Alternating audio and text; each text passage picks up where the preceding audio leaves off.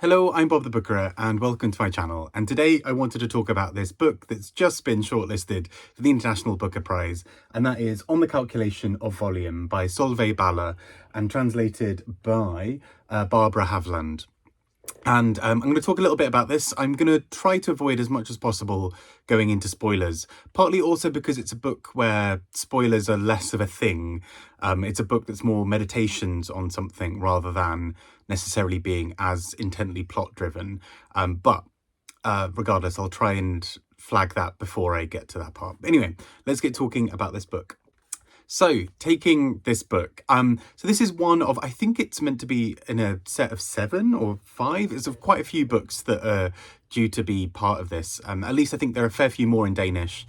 Not all of them have been translated yet, or at least been released in English.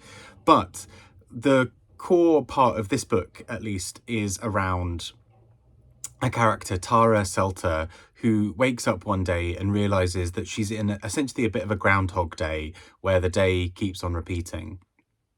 And she starts to write down her observations and thoughts as this continues. And so as we go through the book, you get all of the typical things that you might expect from days repeating, of somebody trying to alter the outcome of something, or to test the barriers and limits of this by buying something on one day and seeing if she can carry it over into the next day, and therefore whether there's an ability to change the fortune of each day by making sure that one item starts the day somewhere else. And so she does all of these things, but comes to realize that very few things really overlap. And so what we see often in the book is that she'll buy an item, she'll see the next day that it's not there, and all that's really changed is that her journal that she's been writing all of this in has been updated, and she's kept that day on day. But it's also interesting, her observations about some other things, because she sees the subtle ways that her body and her life are interacting with this as well. So on the day before November 18th, before this day starts looping, she has a burn on her hand. I think it's on November the 18th that she gets the burn, if I remember correctly. But anyway, she gets a burn on her hand, and she notices after a few iterations of this day repeating that the burn has started to heal. So she knows that her body is somewhat different from this space. So the day-to-day things of that will continue regardless of how many times the day's repeated. So there's a wonder in this if she's sort of aging or if she's moving through this as well.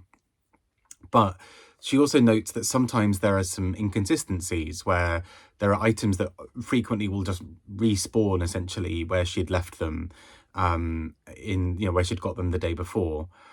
But so much of this was hinged as well on her moving between cities before she started this day on loop. And so she starts to wonder if there's anything about resetting this that can be done by going back to some of these other places. So in this November 18th, she appears in the morning, she hears her partner moving around, and she often explains to him what's happened, and he trusts her and believes her. But what we start to see is how she starts to wonder, well, actually, if I go somewhere else and he discovers me, does this change things? If he sees me out and about, if I choose to go to Paris instead and do this other thing, will that change this outcome? And nothing seems to really be working. But the day keeps on repeating and doing these various things, and she becomes so bored by the mundanity of it that it ceases to have any of the same joy that it previously did. Early into this, she felt like a detective almost, working out the subtleties of things that are happening around her. But then eventually it starts to move more into the mundane. She starts to know that a van that is delivering furniture delivers exactly 47 tables or chairs or whatever it was. She starts to know that actually the rain is going to fall at this time, and she could tell the owners of a bookshop that they don't need to cover their books, for now, because actually the rain will only start when they close again. But she can't really be bothered. She thinks it might take more effort and be more confusing to try to tell someone, hey, it's not going to rain. How do I know this? Well, my day's looping. But she also, I think, comments on time in this really interesting way as a character and as a novel more generally, because by commenting on the movement of time, we see how, for example, for her now, particularly as she gets further and further in, looking back at November the 18th, or sorry, November 17th, the day before it started looping, feels like an eternity ago, but her partner is very much in the 18th. So something that happened to him the day before in his time is still very fresh and exciting for him. Whereas for her, for Tara, it is exhausting because she has to remember that thing that happened a really long time ago. And so this sense of time starts to really diverge from each other. But what I think is really special about this book and that elevates it is that this shouldn't be as readable as it is somehow. You know, in theory, going through the mundane aspects of life, of a day repeating and not being able to solve that problem, should be incredibly dull for us to read. But there's some kind of tension and pace that's built up in this book by her observations on things, where at times this book really speeds up and feels like she is frustratedly throwing everything at a wall and trying to make it work, or starts to even think, does she like her partner anymore? Can she still be in love with him when she has herself moved on basically a year at the point that happens in the book, and he is stuck in the same day? She has in some ways matured past him, or she has lived this whole other part of life that he will never have. And although his sort of unprepossessing trust of her is a really positive thing, that he believes her, we start to see what this looks like elsewhere. And this probably is kind of closer to spoilers, but I don't think is a particularly big spoiler. But I'll put it behind a little bit in a second anyway.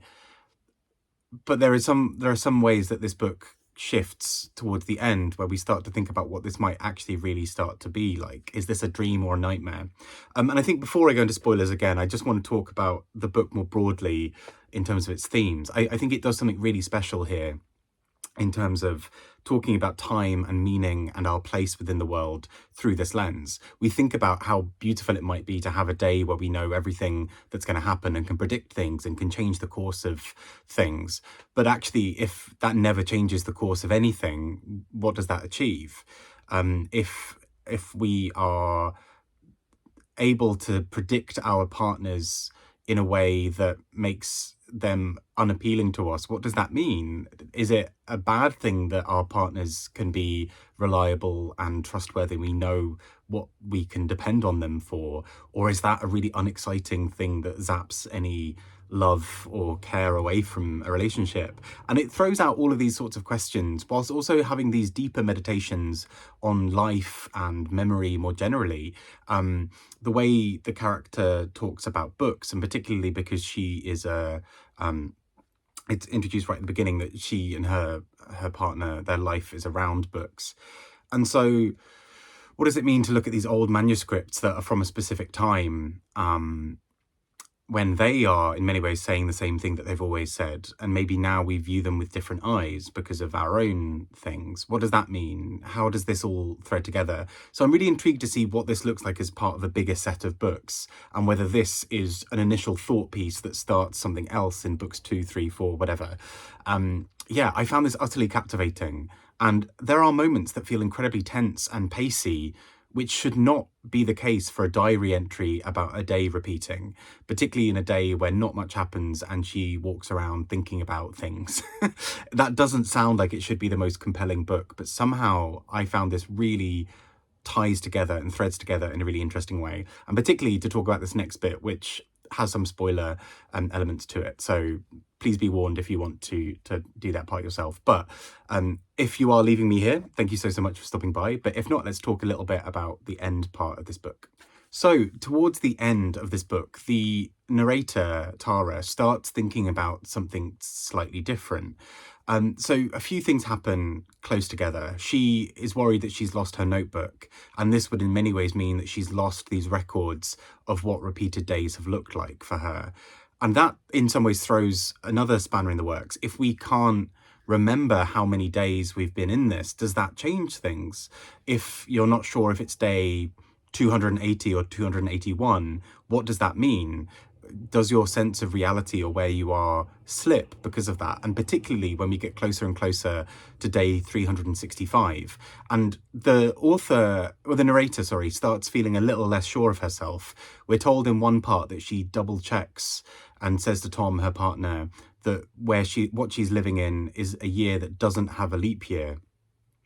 So she thinks, okay, well, if I get to day 366, I am in theory, I'm now, even if I rejoined the real world now and time went back to normal, I would have moved forward a day. I wouldn't be back in November 18th, a year on from now. I would be on a different date, and that's important.